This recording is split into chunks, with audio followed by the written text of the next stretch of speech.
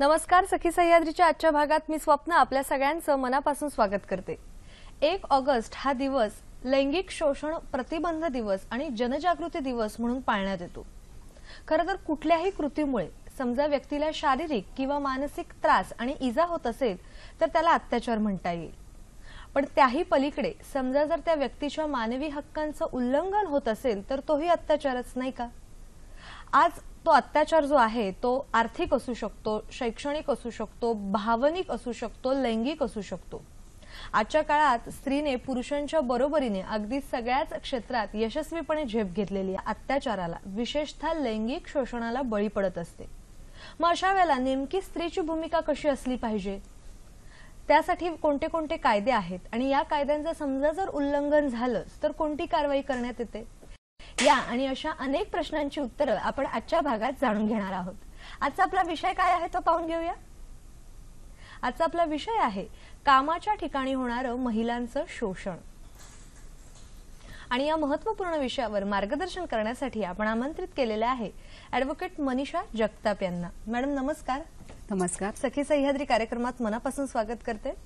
Madam बद्दल ओळख करून द्यायची म्हणजे हायकोर्टात गेली 15 वर्ष त्या वकिली करत आहेत आणि दृष्टी फाउंडेशन या त्यांच्या संस्थेतर्फे अनाथ आणि अनेक होतकरू मुलांच्या शिक्षणाचा भार उचलण्याचं त्या सामाजिक कार्य सुद्धा करत आहेत. कामाच्या ठिकाणी अनेकदा स्त्रीला अत्याचाराला बळी पडली जाते. मग अशा वेळेला नेमकी तिची भूमिका कशी असली पाहिजे, तिने तक्रार नेमकी कोणाकडे नोंदवायची आणि या सगळ्याची तक्रार नोंदवल्यानंतर शिक्षेचं स्वरूप कसं असू शकतं, या अनेक प्रश्नांची उत्तरं आपण आजच्या भागात जाणून घेणार आहोत. कार्यक्रमातला तुमचा सहभाग सुद्धा तितकाच महत्त्वाचा आहे. त्यासाठी आमचे दूरध्वनी क्रमांक आहेत 24908050, 24988050, 022 अर्थातच एसटीडी कोड फिरवायचा आहे मुंबई बाहेरच्या प्रेक्षकांनी आणि जे प्रेक्षक मोबाईलवरून फोन करणार आहेत त्यांनी. नेहमीप्रमाणे आपण 2 गोष्टी पाळणार आहोत. प्रश्न जेव्हा विचाराल तेव्हा आपल्या दूरदर्शन संचाचा आवाज थोडासा कमी ठेवा, म्हणजे तुमचा आवाज, तुमचा प्रश्न आमच्यापर्यंत व्यवस्थित येऊन पोहोचेल. आणि विषय कळलेला आहेच, त्यामुळे विषयाच्या अनुषंगाने जर नेमके प्रश्न विचारले तर आपली ही चर्चा उत्तरोत्तर खुलत जाईल आणि आपल्याला जास्तीत जास्त माहिती या विषयाच्या अनुषंगाने करून घेता येईल. लगेचच करूया चर्चेला सुरुवात. मॅडम पुन्हा एकदा या कार्यक्रमात स्वागत करते. नमस्कार. तुम्ही मला इथे बोलवलं त्याबद्दल तुमचे आभार. धन्यवाद मॅडम. अगदी विषयाला सुरुवात करतानाच की कामाच्या ठिकाणी होणारं शोषण, स्त्रियांचं लैंगिक शोषण होऊ शकतं किंवा इतर अनेक बाबतीत सुद्धा शोषण होऊ शकतं, म्हणजे ते आर्थिक असू शकतं, मानसिक असू शकतं. मग अशा वेळेला 1 ऑगस्ट हा जो दिवस आहे तो आपण लैंगिक शोषण प्रतिबंध कायदा दिवस आणि जनजागृती दिवस म्हणून पाळतो. तर या दिवसाचं नेमकं तुम्ही महत्त्व काय सांगाल?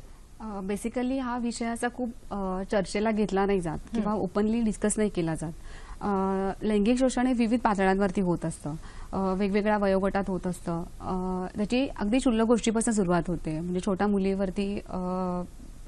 मुलीवरती शोषण केलं जातं किंवा ते अगदी बलात्कारापर्यंत पोहोचतं. तर याच्यासाठी गव्हर्नमेंटने एक वेगळा कायदा केला आणि ज्याच्याप्रमाणे या कायद्यांनी महिलांना त्यांच्या गोष्टी बोलण्यासाठी प्रवृत्त केलं गेलं की जर त्यांना काही प्रॉब्लेम झाले तर त्या पुढे येऊन त्यांचं म्हणणं मांडू शकतील किंवा त्यांना एक अशी जागा उपलब्ध करून दिली जेणेकरून त्या समोर येतील आणि त्या कमिटी समोर किंवा त्या ग्रीव्हन्स रिड्रेसल फोरम समोर त्या आपलं म्हणणं मांडतील, जेणेकरून त्यांना त्याची भीती नाही वाटणार. कारण अशी गोष्ट असते की त्याच्यामध्ये समाजामध्ये बदनामी होईल म्हणून त्या कधी पुढे येत नाहीत, पण यामुळे त्या पुढे येतील आणि त्यांचं म्हणणं मांडतील. आणि म्हणूनच एक निमित्त आहे या दिवसाचं. खरं तर आपण असं म्हणू शकतो की केवळ दिवस पाळण्यामुळे नाही तर संपूर्ण मानसिकता जर समाजाची बदलली आणि हे एक सकारात्मकतेने आपण घेतलं तर मला वाटतं की जे लैंगिक शोषण होतंय किंवा कामाच्या ठिकाणी स्त्रियांचं होतंय ते बऱ्याच अंशी कमी प्रमाणात होईल, नाही का?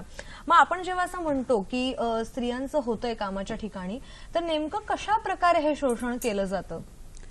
बेसिकली हा छळ हा कुणीही आणि कधीही आणि कुठेही करू शकतं. म्हणजे ऑफिसमध्ये किंवा ऑफिसच्या कामासाठी जर ती महिला बाहेर पडली असेल तर करू शकतं, किंवा एखादी अश्लील कमेंट करणं तिच्यावरती किंवा तिला एकटक बघत राहणं तिच्याकडे किंवा तिच्यावरती तिला फॉलो करणं किंवा तिच्या शरीराला स्पर्श करणं, असं कुठल्याही पद्धतीनं होतं. बेसिकली या गोष्टी सगळ्या म्हणजे ऑफिसमध्ये जर तिने कंप्लेंट केली तर तिच्यासाठी असं भीतीदायक वातावरण तयार केलं जातं, ज्याच्यामध्ये तिचे ज्याच्यामुळे तिला एकदम इन्सेक्युरिटी निर्माण होते या गोष्टी बोलायला किंवा ऑफिसमध्ये वावरायला. तर बेसिकली हा कायदा जो आहे तो ऑफिसमध्ये होणारा लैंगिक अत्याचार रोखण्यासाठी केलेला कायदा आहे. बरं बरं बरं. मग या कायद्याविषयी तुम्ही काय सांगाल, की जसं तुम्ही म्हणालात की वेगवेगळ्या प्रकारे लैंगिक शोषण होऊ शकतं आणि कुठेतरी एक बदनामी होऊन जाईल किंवा मग पुढे आपल्या कामाचं स्वरूप त्या कर्मचाऱ्यांसोबत एकत्र काम करायचं असतं आणि मग अशा वेळेला कुठेतरी मग ती एक भावनिक बळी जात असतो स्त्रियांचा. मग त्यावेळेला हे कायद्याचं एक महत्व आहेच अर्थातच, की कायदा त्यांना पाठिंबा आहे कायद्याचा. तर मग काय कायदा सांगतो हा? ऍक्च्युली स्त्रियांनी किंवा त्या महिलांनी बोललं पाहिजे जर त्यांच्यावरती असे काही अत्याचार होत असतील. कारण कसं असतं की प्रत्येकाला वाटत असतं की माझ्यावरती कंप्लेंट बेसिकली हे माझ्या बाबतीतच घडतंय, बाकी कुणाच्या बाबतीत घडत नाहीये, म्हणून त्या बोलत नाहीत. तर सगळ्या महिलांनी एकत्र येणं गरजेचं आहे. जर एखाद्या महिलेविरुद्ध अत्याचार झाला तर तिने ते बोलणं, ते लोकांना सांगणं किंवा हे डिस्कस करणं मैत्रिणींमध्ये पण करायला पाहिजे, ज्याच्यामुळे आपल्याला कळू शकेल की तो माणूस हिच्यावरती अत्याचार करतोय आणि मग काहीतरी कुणाला तरी स्टेप्स घेता येतील. या कायद्याने ऍक्च्युली सगळ्यांना कमिटीज एक रिड्रेसल फोरम तयार केलाय, ज्याच्यामुळं त्यांना 2 रेमेडीज असतात. एक सिव्हिल रेमेडी आहे आणि एक क्रिमिनल रेमेडी आहे, ज्याच्यामध्ये त्या सिव्हिल साठी इंटरनल कमिटीज असतात त्या संस्थांमध्ये, म्हणजे बँकांमध्ये असतील, ऑफिसेसमध्ये असतील किंवा जिथे 10 पेक्षा जास्त लोक आहेत त्यांच्यासाठी इंटरनल कमिटीज केलेल्या आहेत. आणि जिथं 10 पेक्षा कमी लोक आहेत आणि अशा ठिकाणी अत्याचार झाले की सर्वंट्स असतील किंवा शेतामध्ये काम करणाऱ्या बायका असतील तर त्यांच्यासाठी डिव्हिजनल कमिटीज केलेल्या आहेत की त्या कमिटी समोर त्या जाऊ शकतात आणि त्यांचं म्हणणं मांडू शकतात. आणि जर त्यांना असं वाटलं की ती कमिटी दखल घेत नाहीये किंवा त्यांच्या विरुद्ध काही स्टेप्स घेत नाहीये तर त्यांच्या विरुद्ध क्रिमिनल कंप्लेंट पण करू शकतात. 509 खाली त्या पोलीस स्टेशनला कंप्लेंट फाईल करू शकतील किंवा 354 आहे, जो आता त्यांनी IPCनी खूप अमेंड केलेला कायदा आहे की ज्याच्यामध्ये त्या या सगळ्या गोष्टी पोलिसांसमोर बोलू शकतात आणि हा दखलपात्र गुन्हा आहे, म्हणजे पोलीस याची FIR लगेचच नोंदवून घेऊ शकतात. त्यामुळं स्त्रियांनी बोलतं व्हायला पाहिजे. त्यांच्या विरुद्ध जर अन्याय झाला तर तो सहन न करता पुढे यायला पाहिजे मुळात. आणि हा अन्याय असा होतो की कुठेतरी त्याची वाच्यता करायला थोडंसं कुठेतरी मागे पडते स्त्रीवर्ग आणि त्यामुळे ह्या कायद्यामुळे कदाचित फक्त स्त्रियांनी असं केलं पाहिजे की अन्याय झाला तर समोर येणं फार गरजेचं आहे, नाही का? याविषयी जाणून घ्यायचं आहे, पण एक फोन आलेला आहे तो आपण घेऊया. दीपाली काळे आपल्याशी बोलतात बदलापूरहून. नमस्कार मॅडम. नमस्कार. मला मॅडमना विचारायचे की हा कायदा नक्की अस्तित्वात कधीपासून आला? दुसरी गोष्ट म्हणजे कामाच्या ठिकाणी म्हणताना आपण एक चौकट काहीतरी डोळ्यासमोरच ठेवतो की वरिष्ठ आहेत, सहकारी आहेत आणि हाताखालचे आहेत. काही वेळा असं असतं की बाई जी नोकरी करते ना ते तिच्या वरिष्ठ वगैरे सोडूनही व्यवहार करायला लागतात. उदाहरणार्थ बँकेत कस्टमर येणारे असतील, नर्सेसच्या बाबतीत तिचे रुग्ण असतील किंवा रुग्णांचे नातेवाईक असतील, तर ह्या विचार त्या बाबतीत केलेला आहे का? दुसरी महत्वाची गोष्ट म्हणजे लॉयर मॅडम भरपूर आहेत, महिला हे मला म्हणायचे आहे, परंतु आझाद मैदानावरती जो काही प्रकार झाला ना बायकांच्या बाबतीत, मला सांगा एखादाही वकील बाईने काही त्याच्या विरुद्ध शब्द उठवला का हो? त्या बायकांचं काय झालं असेल ज्या तुमच्या आमच्या रक्षणासाठी आहेत आणि त्यांना कुठलाही पैसा त्या स्वतःहून मागत नाहीत. वकील लोक अक्षरशः तुंबड्या भरत असतात, डॉक्टर लोक तुंबड्या भरत असतात. पोलिसांची इतकी परिस्थिती बिकट आहे आणि इतक्या घाणेरड्या प्रकाराला त्यांना सामोरं जायला लागलं आहे. आपण नुसत्या चर्चा करतो, काय उपयोग आहे या चर्चेचा? बरोबर आहे, तुमचा प्रश्न खरंच विचार करण्यासारखा आहे. धन्यवाद मॅडम. काय सांगाल, कारण का खरंच त्या प्रश्नात त्यांची तळमळ दिसून येते आणि खरंच हा विचार करण्यासारखा प्रश्न आहे. पण मी पहिल्यांदा शेवटच्या प्रश्नाचं उत्तर देते की त्यांचं जे म्हणणं आहे की वकील तुंबड्या भरत असतात किंवा डॉक्टर तुंबड्या भरत असतात, असं काही नाहीये. समाजामध्ये असे खूप चांगले वकील आहेत की जे त्यांना सोशली त्यांची रिस्पॉन्सिबिलिटी समजत असते, त्यांना काम करायचं असतं, पण फक्त हा लॅक ऑफ कम्युनिकेशनचा प्रॉब्लेम असतो की जेणेकरून ती व्यक्ती त्या लॉयरपर्यंत पोहोचत नाही.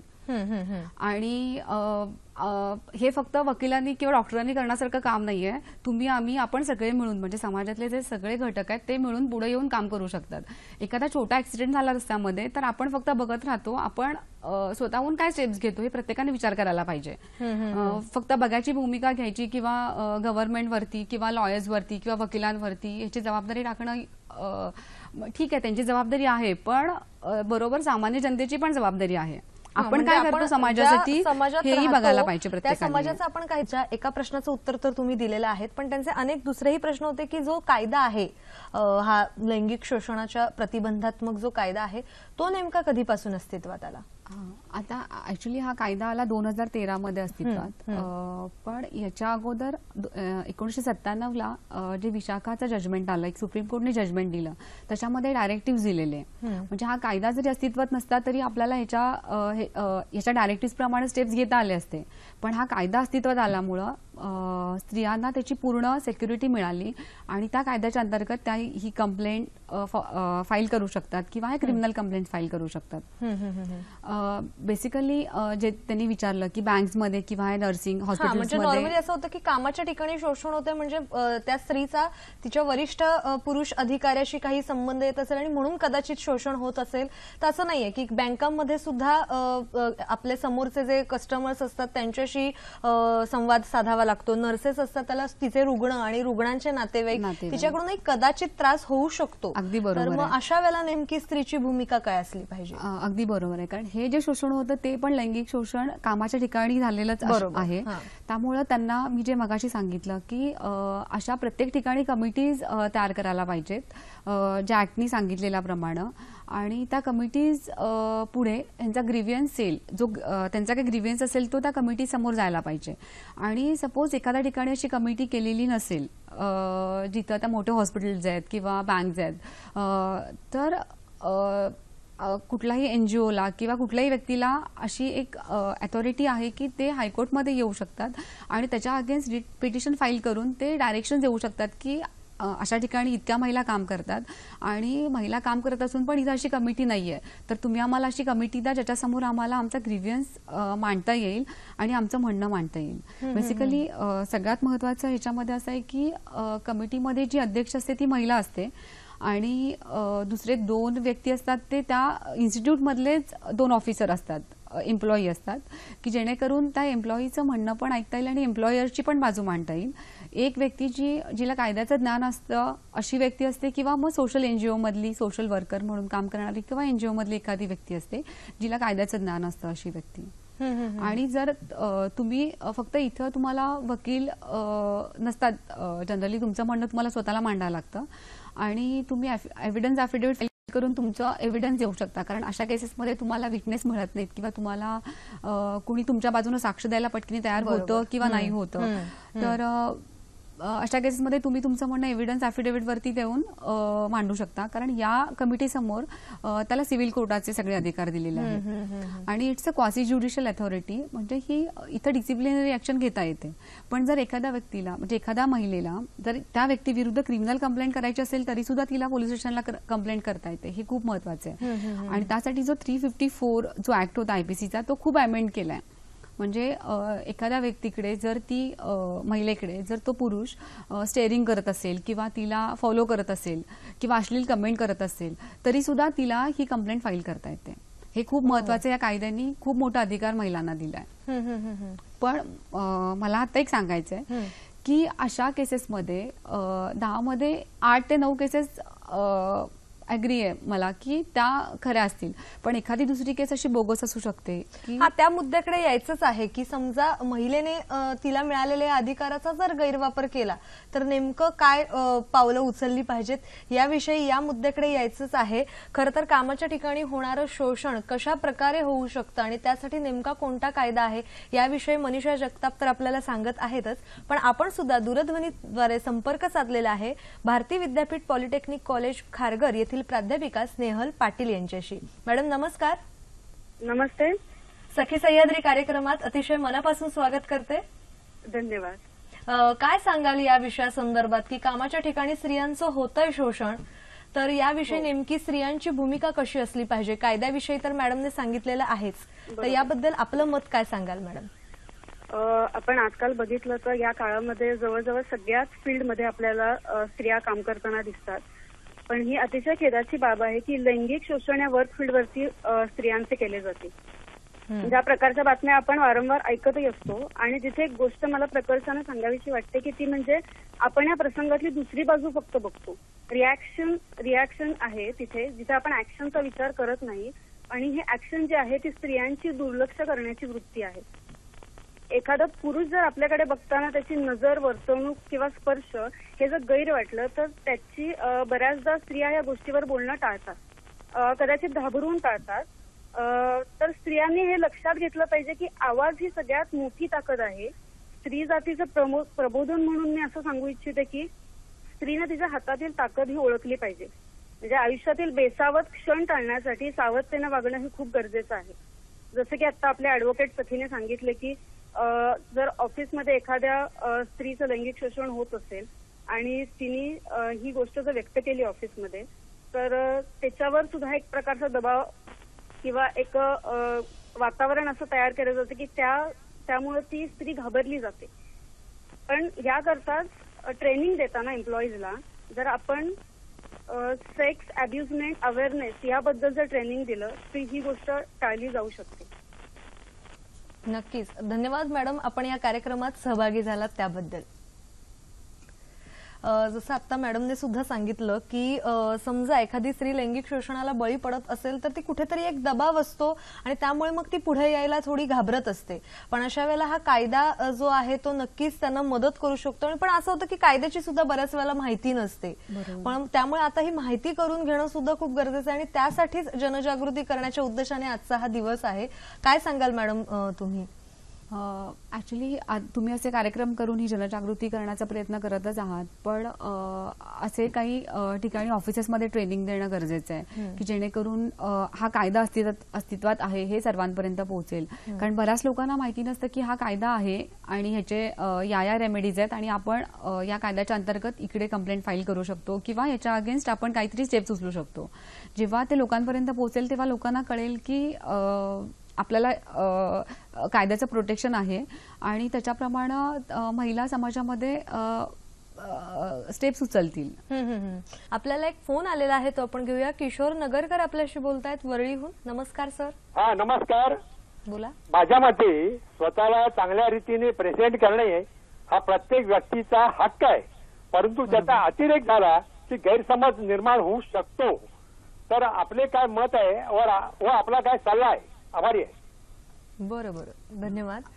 खूप छान आणि वेगळा मुद्दा त्यांनी इथे उपस्थित केलेला आहे की अर्थात चांगल्या रीतीने स्वतःला एखाद्याच्या समोर आणणं किंवा प्रेझेंट करणं हा प्रत्येक व्यक्तीचा हक्क आहे, पण कुठल्याही गोष्टीचा अतिरेक हा वाईट होऊ शकतो. त्यामुळे जसं तुम्ही मगाशी सुद्धा म्हटलं होतं की या कायद्याला सुद्धा दुसरी बाजू आहे, त्या दुसऱ्या बाजूच्या अनुषंगाने त्यांचा हा मुद्दा खूप महत्वाचा आहे की समजा ह्या स्वतःच्या प्रेझेंटेशनलाच कुठेतरी अतिरेक झाला तर तोही वाईटच असू शकतो. तर त्याबद्दल तुम्ही काय सांगाल मॅडम? ऍक्च्युली सगळ्यांना स्वतः चांगलं राहणं हा सगळ्यांचा अधिकार आहे. ती महिला चांगली राहते म्हणून कोणी अश्लील कमेंट करणं किंवा तिच्यावरती बोलणं हे पूर्णपणे चुकीचं आहे. ऑफिसेसमध्ये काही महिलांना छान राहायची आवड असते तर त्या चांगलं राहू शकतात, पण त्याच्या विरुद्ध त्यांच्या सहकाऱ्यांनी कुठली कमेंट करता कामा नये किंवा ती कमेंट केली तर बेसिकली आता याच्यामध्ये ना दोन गोष्टी आहेत. जर आता आपण नवीन कॉलेजचे मुलं मुली बघितले तर आपल्याला बघता येतं की ते एकमेकांच्या खांद्यावरती हात टाकतात, ते मस्तपैकी एकमेकांबरोबर फिरत असतात. पण थोडं आपण एक 8-10 वर्षापूर्वी असं बघितलं तर असं करणं पण आपल्याला चुकीचं वाटतं. बरोबर. तर हे लैंगिक शोषण हे वेगवेगळा हे सापेक्ष आहे. म्हणजे कुणाला असं वाटेल की बापरे माझ्या खांद्यावरती हात टाकला म्हणून लैंगिक शोषण होतंय आणि पण हे कॉलेजचे मुलं मुली हल्ली करताना सर्रास दिसतं आपल्याला. आणि ते कुठेतरी स्वातंत्र्य सुद्धा आता मिळालेलं आहे, त्यामुळे सुद्धा तो एक बरोबर छान स्वतंत्रता मुलं अनुभवत असतात. आणि त्यामुळे जसं तुम्ही म्हणाल तसं की पूर्वीच्या काळी हे कदाचित लैंगिक शोषण वाटलं असतं जे आता मुलांना स्वतंत्र वाटतं. किंवा एखादी कमेंट करणं की आजकाल आपण बघतो की कॉलेजच्या मुलांची लँग्वेज एकदम स्लँग असते किंवा ते कसंही बोलतात.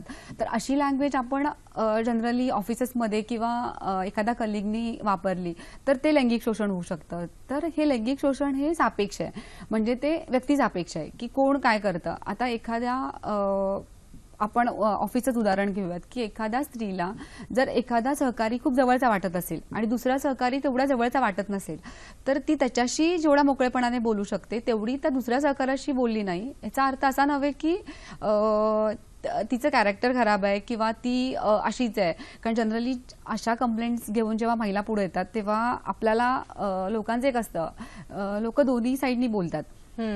ती आल्यानंतर आपण तिला अप्रिशिएट करायला पाहिजे की ती पुढे आली, कारण आपल्याला असं दिसतं की अरे काय माहिती ती कशी होती, तिचं वागणंच ठीक नव्हतं, ती अशीच कपडे घालते. तर हे आपण म्हणजे समाज म्हणजे जो कोणी असतो ते आपणच असतो, तर हे आपण थांबवायला पाहिजे. आपण थांबवल्यानंतर प्रत्येक व्यक्तीने विचार करायला पाहिजे की ही अशी अवस्था माझ्यावरती पण येऊ शकते उद्या, तर आपण एकमेकांना सपोर्ट करणं गरजेचं आहे. आणि याच्यामध्ये आपल्याला या स्टेप्स घेता येतील की आपण एकमेकांना सपोर्ट करून यातून तोडगा काढू शकतो.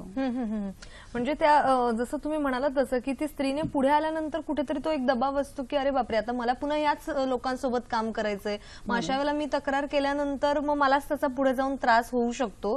तर ही भूमिका कुठेतरी आता म्हणजे मानसिकता बदलली गेली पाहिजे, तिची स्वतःची सुद्धा आणि तिच्यासोबत काम करणाऱ्या सहकाऱ्यांची सुद्धा, नाही का? काय सांगाल मॅडम याविषयी? बरोबर आहे. बेसिकली आपले सहकारी, ह्याच्यामध्ये सहकाऱ्यांचा खूप मोठा रोल आहे, कारण त्यांनी पुढे येऊन आपल्या महिला सहकाऱ्याला मदत करणं, तिच्या विरुद्ध तिच्या बाजूनी पुरावे देणं आणि तिला सपोर्ट करणं. कारण ऑफिसेसमधनंच तिला मानसिक सपोर्ट मिळू शकतो, कारण हा मानसिक सपोर्ट जी इमोशनल कोशंट आहे त्यांचा तो बाहेर जाऊन पूर्ण होणार नाहीये. तो ऑफिसमधल्या सहकाऱ्यांनीच त्यांना सपोर्ट करणं आवश्यक आहे आणि तिला एनकरेज करणं आवश्यक आहे की तू ह्याच्या विरुद्ध आवाज उठवायला पाहिजे, असं सपोर्ट करणं आवश्यक आहे. आणि कुठल्याही परिस्थितीत मानसिक पाठिंबा मिळणं फार गरजेचं असतं, नाही का? हो, मानसिक पाठिंबा तो घरातून असायला हवा, तो फ्रेंड सर्कलमधून असायला हवा आणि तो ऑफिसमधनं पण असायला हवा. पण यासाठी त्या स्त्रीनी स्वतः विचार करायला पाहिजे की माझं लैंगिक शोषण होतंय का, आणि झालं असेल तर त्याच्या विरुद्ध लगेच बोलणं फार आवश्यक आहे. बरोबर. याच विषयासंदर्भात आपण दूरध्वनीद्वारे संपर्क साधलेला आहे सातारा येथून ॲडव्होकेट वर्षा देशपांडे यांच्याशी. नमस्कार मॅडम. फार महत्वाच्या विषयावरती सह्याद्रीने ही चर्चा घेतलेली आहे. सह्याद्रीच्या ह्या सगळ्या टीमचं मी आधी अभिनंदन करीन. पण या निमित्ताने मला असं सांगायचंय की या ठिकाणी कामाच्या ठिकाणी होणाऱ्या सेक्शुअल व्हायलन्सच्या संदर्भाने खूप महत्वाचा कायदा आपण केलेला आहे. पण कायद्याच्या पूर्वी विशाखा गाईडलाईन्स नावाने आपण काम करत होतो. विशाखा समित्या प्रत्येक इन्स्टिट्यूशनमध्ये ज्या ज्या ठिकाणी महिला कामाला आहेत त्या ठिकाणी गठीत करणं अपेक्षित आहे. पण महाराष्ट्रातल्या अनेक संस्थांमध्ये, अगदी शासकीय संस्थांमध्ये सुद्धा अशा समित्या अस्तित्वात नाही आहेत आणि त्या समित्यांमध्ये योग्य माणसं नेमली गेलेली नाहीयेत. त्या समित्यांच्या बैठका घेतल्या जात नाहीत आणि तिथे सकारात्मक असं वातावरण नाही. त्यामुळे जे आपल्या समोर गुन्हे येतात ते अतिशय तुटपुंजे, फार टोकाची एखादी घटना घडल्यानंतर एखादी बाई धाडस करते आणि तक्रार होते. पण खऱ्या अर्थाने विशाखा समित्या असून, कायदा सक्षम असून आपल्याकडे मात्र या बाबतीमध्ये गुन्हे दाखल होताना दिसत नाहीत, बायका बोलताना दिसत नाहीत. तशा पद्धतीचं सकारात्मक वातावरण निर्माण करण्यासाठी महिला बालकल्याण विभागाने पुढाकार घेतला पाहिजे असं मला वाटतं. आणि कायद्याच्या बाबतीतलं त्या इन्स्टिट्यूशन मधल्या लोकांना त्याचं प्रशिक्षण मिळालं पाहिजे आणि कायदा प्रभावीपणे राबवण्यासाठी महिलांच्या मध्ये याबाबतची माहिती पोहोचली पाहिजे. ग्रामीण भागात अनेक ठिकाणी याची माहिती पण लोकांना नाहीये. शिकल्या सवरलेल्या कॉलेजमधल्या इन्स्टिट्यूशनमध्ये काम करणाऱ्या अनेक कर्मचाऱ्यांना हे माहिती नाहीये. त्यामुळे माहिती पोहोचवण्याची यंत्रणा तातडीनं शासन स्तरावरती सुरू झाली पाहिजे असं माझं मत आहे. कायद्यामध्येही जे कायदा केलेला आहे त्या कायद्यामध्ये ही गडबड आहे की कायद्यामध्ये एफआयआर जे पूर्वी आम्ही डायरेक्ट दाखल करत होतो तो दाखल करू दिला जात नाही. आधी तो रिपोर्ट यावा लागतो आणि मग एफआयआर करण्याची तरतूद केलेली आहे. पूर्वीच्या विशाखा गाईडलाईन्स ह्या अधिक सक्षम होत्या. आता झालेल्या कायद्यामध्ये आम्हाला थोड्या त्रुटी जाणवतात. त्याच्यातही बदल घडवण्यासाठी महिला कल्याण विभागाने पुढाकार घेतला पाहिजे. हा सेंट्रल गव्हर्नमेंटचा कायदा आहे, त्यामुळे स्टेटनी सेंट्रलला हे कळवलं पाहिजे आणि कायद्यामध्ये बदल घडवण्यासाठी पण महिला बालकल्याण विभागाने आणि लॉ अँड ज्युडिशियरीनी पुढाकार घेतला पाहिजे असं माझं मत आहे. धन्यवाद मॅडम, आपण या कार्यक्रमात सहभागी झालात त्याबद्दल. जसं मॅडम म्हणाले तसं की कायदा सक्षम आहेत पण कुठेतरी स्त्रिया पुढे येताना दिसत नाहीत, तर मग अशा वेळेला त्या स्त्रियांपर्यंत ही माहिती पोहोचवण्यासाठी शासनाकडूनच प्रयत्न होणं फार गरजेचं आहे असं त्यांचं मत आहे. आपण काय सांगाल? हो मॅडम, कारण या गोष्टीमध्ये अवेअरनेस निर्माण करणं फार गरजेचं आहे. त्यासाठी जे मी सांगितलं मगाशी की 10 लोकांपर्यंत, 10 किंवा 10पेक्षा जास्त लोक असतील तिथं ती कमिटी, इंटरनल कमिटीज काम करतात.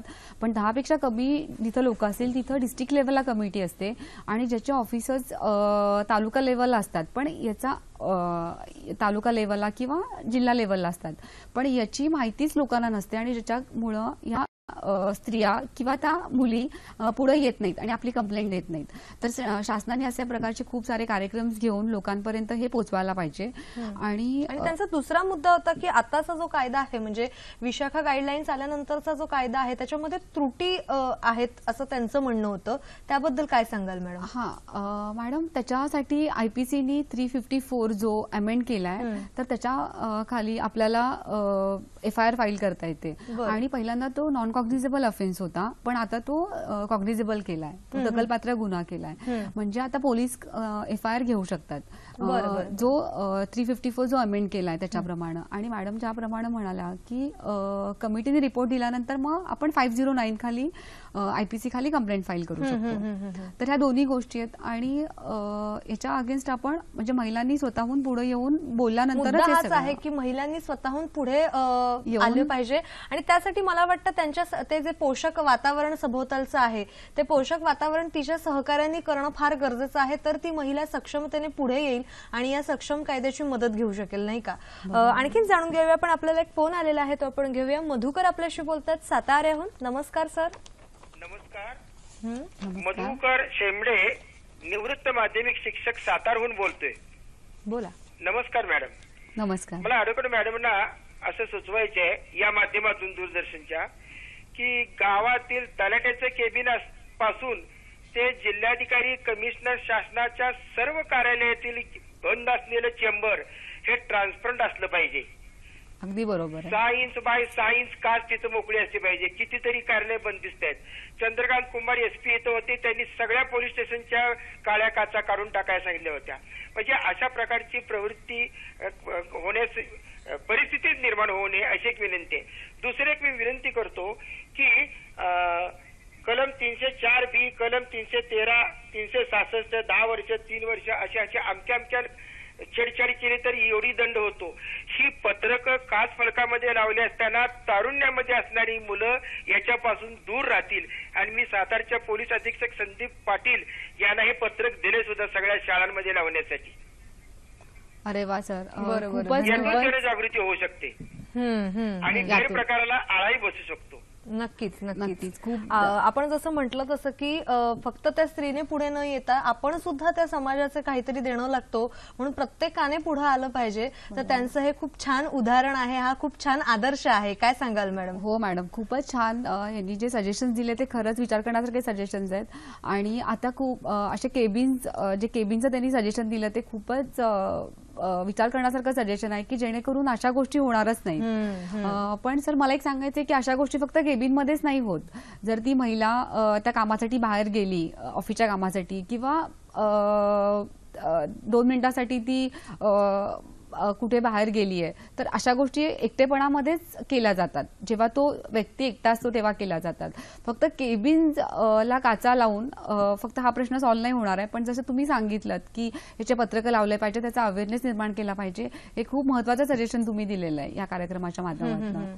आणि त्याचा नक्कीच विचार केला जाईल. आणि आपण सगळे मिळून याचं रिप्रेझेंटेशन गव्हर्नमेंटकडे देऊयात की जेणेकरून गव्हर्नमेंट याच्यावरती काहीतरी, जसं ॲडव्होकेट वर्षा देशपांडे मॅडम म्हणाल्या की महिला बाल कल्याण विभागाला आपण त्यांनी ह्याच्यामध्ये काही स्टेप्स घ्यायला पाहिजेत, ज्या काही त्रुटी आहेत त्याच्यावरती, किंवा अवेअरनेस निर्माण करण्यावरती, की जेणेकरून हा कायदा लोकांपर्यंत आणि गावातल्या, शहरातल्या, खेड्यापाड्यातल्या लोकांपर्यंत पोहोचेल आणि त्याच्याकडून लोक पुढे येतील आणि बोलतील. अगदी. आपल्याला एक फोन आलेला आहे तो आपण घेऊया. भारत वाभळ आपल्याशी बोलतात डोंबिवलीहून. नमस्कार सर.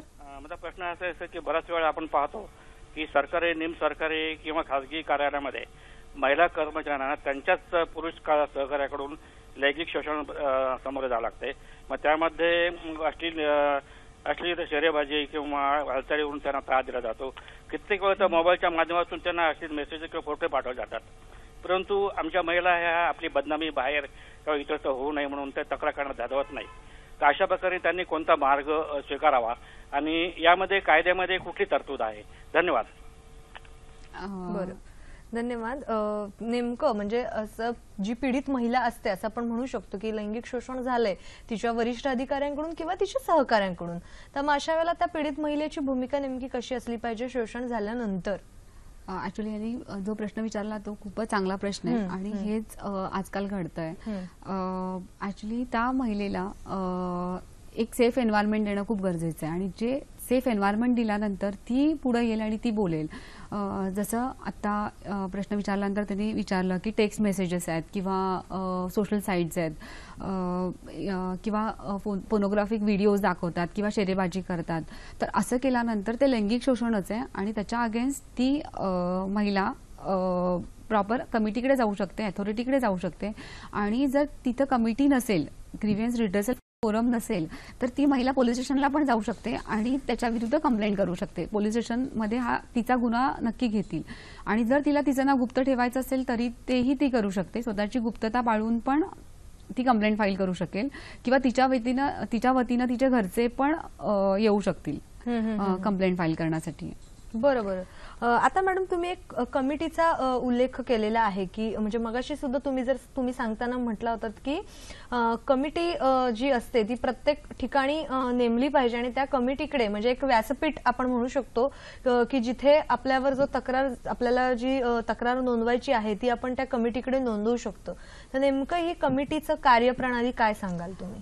आता ज्या विशाखा गाईडलाईन्स आहेत त्याच्याप्रमाणे हा ऍक्ट तयार केला गेला 2013 मध्ये आणि त्याच्यात विशाखा गाईडलाईन्स प्रमाणे काम सुरूच होतं एवढे दिवस, पण त्याचा अवेअरनेस नव्हता लोकांमध्ये. पण याचा जेव्हा हा कायदा अस्तित्वात आला तेव्हा कायद्यामुळं लोकांमध्ये याचा अवेअरनेस सुरू झाला व्हायला आणि हायकोर्टाने पण याच्यामध्ये स्वतःची कमिटी अपॉइंट करून स्वतःचे रूल्स नोटिफाय केलेले आहेत.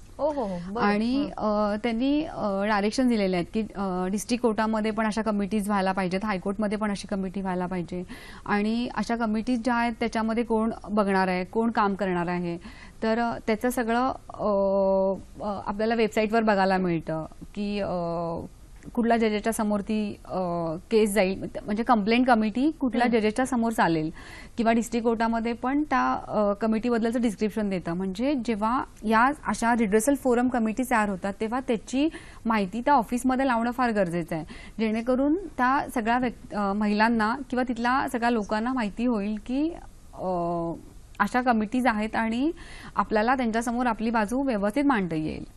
बरं बरं बरं. आता एक असा मुद्दा आहे की समजा कायद्याचा तर पाठिंबा आहेच आणि मग त्या कायद्याच्या अनुषंगाने त्या स्त्रीने पुढे येणं फार गरजेचं आहे. त्यासाठी एक पोषक किंवा सेफ असं वातावरण निर्माण होणं सुद्धा गरजेचं आहे, जेणेकरून तिला सुरक्षित वाटलं पाहिजे तिची तक्रार नोंदवताना. पण असं जरी असलं तरी कुठेतरी तुम्ही मगाशी सुद्धा तो मुद्दा उपस्थित केला होता की कदाचित या सगळ्या कायद्याचा गैरवापर सुद्धा त्या स्त्रीकडून केला जाऊ शकतो. असं काही होऊ शकतं का? म्हणजे असं होतं खूपदा, असं आपण बघायला मिळतं आपल्याला. कारण माझ्याकडे अशा काही केसेस होत्या की ज्याच्यामध्ये आपण बघतो की त्याची जेन्युइनिटी त्या कमिटीनी चेक केली पाहिजे. कारण असं आजकाल आपण बघतो, म्हणजे मला महिलांच्या विरुद्ध बोलायचं नाहीये इथे, पण मला एक सांगावंसं वाटतं की असं खूपदा असं होतं की खूप ओव्हर अँबिशियस असतात किंवा त्यांना काहीतरी अचीव्ह करायचं असतं आणि मग त्या जातात बॉसच्या केबिनमध्ये आणि मग जेव्हा त्यांना कळतं की आपल्याला प्रॉपर रिस्पॉन्स नाही येत आहे तर त्या अशा वेळेला त्या व्यक्तीविरुद्ध सेक्शुअल हॅरेसमेंट खाली कंप्लेंट फाईल करतात. पण मग त्या कमिटीचं हे काम असतं की त्याची प्रॉपर ती कंप्लेंट आहे का, त्याच्यामध्ये जेन्युइनिटी किती आहे हे बघून त्याच्याविरुद्ध ऍक्शन घ्यायला पाहिजे. आणि जेव्हा पण प्रोसिडिंग संपल्यानंतर त्या व्यक्तीला असं वाटायला नको की माझ्या विरुद्ध मला प्रोसिडिंग्समध्ये सहभागी करून घेतलं, माझ्या विरुद्ध अशा ऍक्शन्स घेतल्या गेल्या, तेव्हा त्याला स्वतःला अधिकार आहे. तो डिफॉर्मेशन खाली सिव्हिल आणि क्रिमिनल दोन्ही प्रोसिडिंग्स आहेत, त्याच्याखाली तो त्या महिलेविरुद्ध कंप्लेंट फाईल करू शकतो किंवा मॅलिशियस प्रोसिक्युशन म्हणून जे आहे सिव्हिल आणि क्रिमिनल रेमेडीज त्याच्याखाली तो जाऊ शकतो. बरोबर. तर ह्याच्यामुळं पुरुषांना पण अधिकार आहेत की जर त्यांच्या विरुद्ध एखादी खोटी कंप्लेंट झाली तर ते जाऊन कोर्टाला अप्रोच करू शकतात आणि त्याच्या विरुद्ध न्याय मागू शकतात. म्हणजे जसं तुम्ही म्हणाल तसं की स्त्रियांनी पुढे येणं गरजेचं आहे, पण खरंच जर अन्याय झाला असेल तर, पण अशा काही उदाहरणातून जर पुरुषांवर अन्याय होत असेल तर त्यांनीही पुढे येऊन कायदा त्यांच्याही पाठीशी नक्कीच आहे. याविषयी आणखीन जाणून घ्यायचंय पण एक फोन आलेला आहे तो आपण घेऊया. शीतल पाटील आपल्याशी बोलतात घाटकोपरहून. नमस्कार मॅडम. नमस्कार, बोला. मी शीतल पाटील बोलते घाटकोपरवरून. मला मॅडमला एक प्रश्न विचारायचा आहे. समजा आपण एखाद्या अज्ञानस्थळी जर गेलो आणि तिथे समजा एखाद्या माणसाने किंवा एखाद्या मुलाने आपल्यावरती प्रहार म्हणजे अत्याचार करायचा प्रयत्न केला आणि जर म्हणजे माझ्याकडे जर काहीतरी असेल आणि त्या हत्याराने जर मी त्या माणसाचा प्रतिकार केला आणि त्याला जर त्या प्रतिकारामध्ये जर त्या माणसाचा खून झाला तर त्या मुलीला किंवा त्या बाईला काही म्हणजे शिक्षा काय होऊ शकते की होणार म्हणजे शिक्षा होईल किंवा नाही होणार माझा हा प्रश्न आहे. धन्यवाद मॅडम. वेगळा मुद्दा आहे त्यांचा पुन्हा एकदा की एखाद्या ठिकाणी अज्ञात स्थळी गेल्यानंतर समजा तिकडे एखाद्या पुरुषाने बळजबरी करण्याचा किंवा शोषण करण्याचा प्रयत्न केला आणि अशा वेळेला आपण काहीतरी प्रतिकार करण्याच्या उद्देशाने त्याला मारलं आणि त्याचा कुठेतरी खूप वाईट परिणाम झाला तर अशा वेळेला त्या स्त्रीला किंवा त्या मुलीला होणाऱ्या ज्या शिक्षेचं स्वरूप असतं ते कसं असतं म्हणजे मुळात शिक्षा होते की नाही हा त्यांचा पहिला मुद्दा आणि झालीच तर शिक्षेचं स्वरूप कुठलं असतं. आता याच्यामध्ये जर हे असा प्रहार झाला किंवा असा अपघात झाला तर तो कामाच्या ठिकाणी झाला किंवा कामासाठी ती महिला बाहेर पडली असेल झाला तर तो गुन्हा या ऍक्ट खाली चालतो. नाहीतर त्यासाठी मग IPC आहे ज्याच्या विरुद्ध मग 304B 304A त्यांनी हे सगळे अधिकार दिलेत आणि ती प्रोसिडिंग चालते. पण जर हे कामाच्या ठिकाणी झालं आणि कामासाठी ती महिला बाहेर पडली असेल आणि तिच्या विरुद्ध असं काही झालं तर या ऍक्टद्वारे तिला कंप्लेंट फाईल करता येते आणि मग त्याचे तिला ह्याच्या विरुद्ध ऍक्शन घेता येते. पण नाही अशा वेळेला प्रहार झाला आणि त्या म्हणजे माणूस ज्याने समजा शोषण केलेलं आहे त्याचा समजा बळी गेला ह्या सगळ्या अपघातामध्ये आपण म्हणू शकतो की तीही प्रतिकार करत होती आणि तिच्याकडनं त्याचा जर बळी गेला तर तिला शिक्षा होऊ शकते का? तिला शिक्षा या सगळ्या एव्हिडन्सच्या गोष्टी असतात. ह्याच्यामध्ये तुम्हाला एव्हिडन्स द्यावा लागतो तुम्हाला क्रॉस एक्झामिनेशन होते आणि हे सगळं कोर्टामध्ये केस चालून मग डिसाईड होतं. कारण आता आपण म्हणतोय की इथं तिने प्रहार केला आणि चुकून त्या माणसाचा मृत्यू झाला पण काही वेळेला असंही दिसतं आपल्याला की कुणीतरी खुनशी प्रवृत्तीने पण असं वागायला जातं आणि त्याच्यामध्ये त्याचा मृत्यू होऊ शकतो. तर ह्या सगळ्या कायद्याच्या चौकटीत बसणाऱ्या गोष्टी आहेत की ज्याच्यामध्ये एव्हिडन्स क्रॉस एक्झामिनेशन होऊन कोर्ट डिसाईड करेल की याच्यामध्ये तिची किती चूक आहे आणि तिने स्वतःच्या सेल्फ डिफेन्ससाठी तिने ही स्टेप उचलली आहे का आणि जर कोर्टाला कळालं की तिने सेल्फ डिफेन्ससाठी ही स्टेप उचलली तर नक्कीच तिला याच्यामध्ये काही त्रास होणार नाही. मॅडम जसं म्हटलं तसं की कामाच्या ठिकाणी तर अनेक प्रकारे शोषण होऊ शकतं. यामध्ये आणखीन एक मुद्दा असा आहे की ज्या संस्था असतात म्हणजे मग त्या शालेय संस्था असू देत किंवा महाविद्यालयीन संस्था असू देत अशा वेळेला त्या संस्था चालकांकडून किंवा संस्थेच्या इतर अधिकाऱ्यांकडून त्या विद्यार्थिनीचं किंवा त्या शाळेमध्ये महाविद्यालयामध्ये काम करणाऱ्या शिक्षकांचं समजा जर लैंगिक शोषण होत असेल तर नेमकं शिक्षकाने पुढे आलंच पाहिजे. पण अशा वेळेला काय होतं की कुठेतरी आपल्या संस्थेची बदनामी होईल म्हणून संस्था चालक त्यांच्या पाठीशी उभं राहत नाही. माझ्या वेळेला ही पण खूप महत्वाची भूमिका असते कारण का इथूनच आपण पुढचे नागरिक घडवत असतो. मग अशा वेळेला जसं आपल्याला मगाशी फोन सुद्धा आला होता की शाळांमध्ये ही जागृती करणं फार गरजेचं आहे तर त्या अनुषंगाने तुम्ही काय सांगाल? खूप गरजेचं आहे कारण जे शाळांमधले मुलं आहेत ती उद्याची नवी पिढी तयार होणार आहे आणि अशा विद्यार्थ्यांमध्ये किंवा या कॉलेजच्या मुलांमध्ये याचा अवेअरनेस करणं खूप गरजेचं आहे ज्याच्यासाठी काही वर्कशॉप्स घ्यायला पाहिजेत आणि अवेअरनेस निर्माण करायला पाहिजे.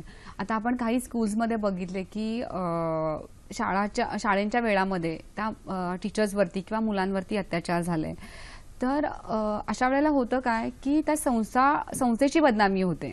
त्या माणसाची वैयक्तिक बदनामी होताना दिसत नाही आपल्याला. तो तिथून निघतो आणि दुसऱ्या ठिकाणी कामाला लागतो. अशा वेळेला फक्त त्या स्त्रीची बदनामी होते आणि त्या संस्थेची बदनामी होते. तर आपण सर्वसामान्य लोकांनी विचार केला पाहिजे की त्या संस्थेचा त्याच्यामध्ये काही दोष नाहीये. तो त्यांचा वैयक्तिक त्या संस्थेला माहिती नाही की हा माणूस इंटरनली आतून कसा आहे किंवा त्याला त्याचं कॅरेक्टर बघून ठेवलं नाहीये त्याचं क्वालिफिकेशन बघून त्यांनी त्याला कामावर ठेवलेलं असतं. तर जर आपण असा विचार केला पॉझिटिव्हली की या संस्थेचा काही दोष नाहीये तर संस्था चालक पण पुढे येतील आणि त्या अशा कंप्लेंट्स फाईल करायला लोकांना समजावून घ्यायला मदत करतील जर संस्था चालकांना प्रॉपर प्रोटेक्शन मिळालं तर. आणि ह्याच्या वेळेला ते लफालफी नाही करणार. बरोबर. किंवा त्या स्त्रीनी पण येऊन संस्था चालकांशी बोलणं फार आवश्यक आहे की माझ्या विरुद्ध असा असा अन्याय होतोय अत्याचार होतोय माझ्यावरती आणि मग त्यावेळेला ते संस्था चालक पण त्याच्या विरुद्ध स्टेप्स घेऊ शकतात आणि वाटली जर त्यांना असं वाटलं तर ते तिला मदतही करू शकतात. अगदी बरोबर आहे. आणि या सगळ्यामध्ये ज्या पीडित महिला असतात, ज्या शोषित महिला असतात, या सगळ्यांच्या घरच्यांची भूमिका सुद्धा खूप महत्वाची आहे. कारण का शेवटी घरून जर तुम्हाला मानसिक पाठिंबा नाही मिळाला तर पुढे ती स्त्री पाऊल ठेवूच शकत नाही.